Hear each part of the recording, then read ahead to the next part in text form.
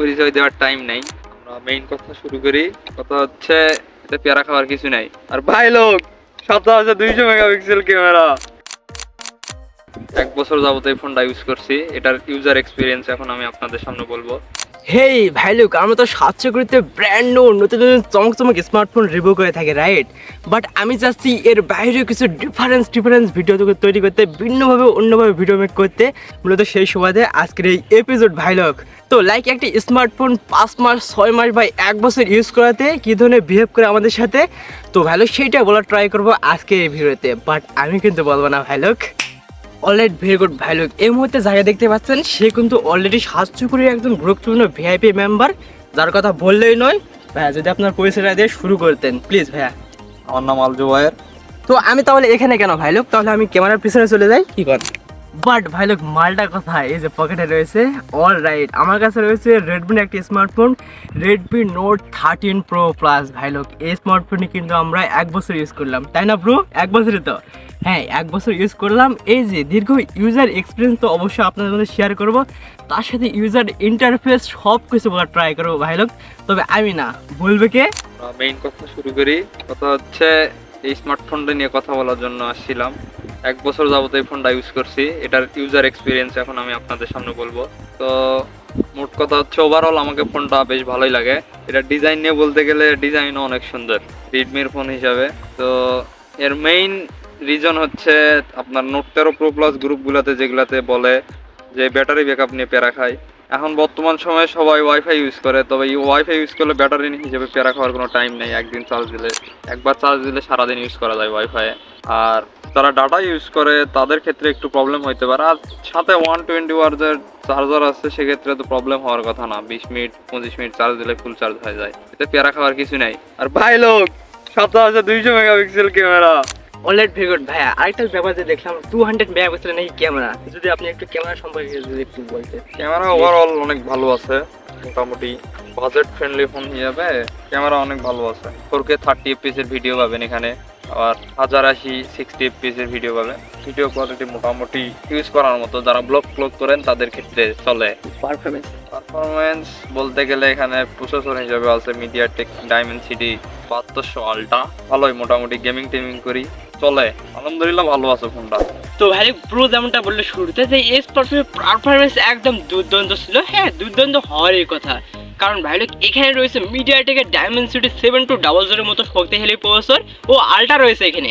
But ভাই লোক recent smartphone launch হওয়া অপ্পোর একটি স্মার্টফোন, অপ্পো রেনো 12 প্রো, ওই সিরিজটার দিকে যদি আমরা তাকাই, তাহলে ভাই লোক ওই স্মার্টফোনেই কিন্তু অপ্পো রেনো 12 প্রোতেও কিন্তু রয়েছে মিডিয়াটেকের ডায়মেনসিটি 7200 মতো শক্তিশালী প্রসেসর। বাট সেখানে শুধু ইউজ করা হয়েছে 7200। বাট এই স্মার্টফোনে কিন্তু রেডমি নোট 13 প্রোতে রয়েছে মিডিয়াটেকের ডায়মেনসিটি 7200 আল্ট্রা রয়েছে। বাট ওখানে কিন্তু আল্ট্রা নাই। আল্ট্রা মানে বুঝতেছেন না ভাই লোক? যদি আপনি ওই স্মার্টফোনের দিকে যদি তাকান, তাহলে দেখবেন ওই স্মার্টফোনের প্রাইস কিন্তু প্রায় আপ টু 75,000 টাকা। আর এই স্মার্টফোনের দিকে যদি আপনি তাকান, তাহলে এই স্মার্টফোনের প্রাইস হচ্ছে 40,000-এর আশপাশ। তো অবশ্যই আসলে ব্যাপারটা ইন্টারেস্টিং, তাই না? কম বাজেটের মধ্যে আপনারা অনেক কিছু পেয়ে যাচ্ছেন, বা সিমিলারও পেয়ে যাচ্ছেন কিছুটা, অ্যান্ড তারপরে বাজেটটা কম ভাই লোক। তো ভাই লোক, আরেকটি যেটি ব্যাপার না বললেই নয়, সেটি হচ্ছে আইপির ব্যাপারটা। এখানে নাকি IP68 এর রেটিং রয়েছে। যদি ভাই এ ব্যাপারে কিছু বলতেন। IP68 বলতে এখানে 30 মিটার নিচে 5 মিনিট সার্ভাইভ করতে পারো ফোনটা।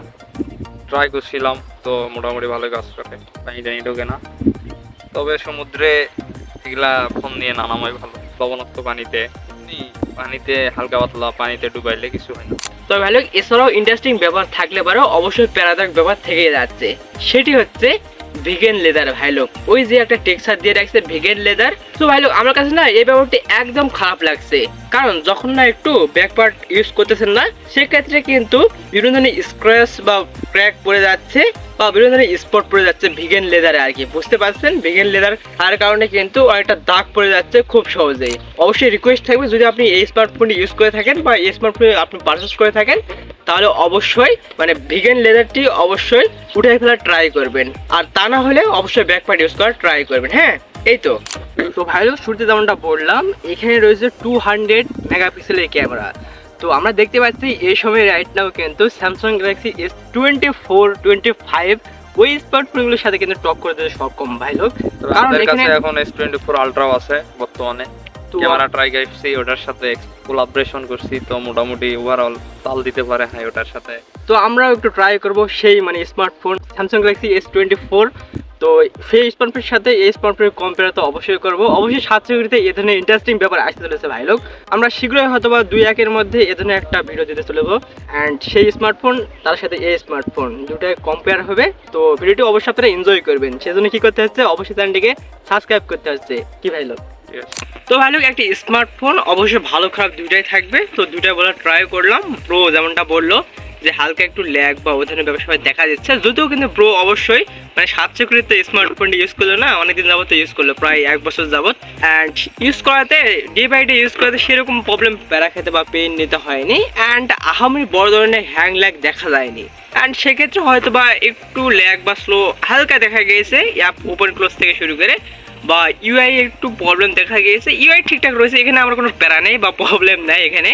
অ্যান্ড প্রবলেম হচ্ছে ওই যে একটা কি বলে ও ভাই লোক, এছাড়া একটা ইন্টারেস্টিং ব্যাপার রয়েছে, অ্যামোলেড ডিসপ্লে থাকেছে এই স্মার্টফোনে।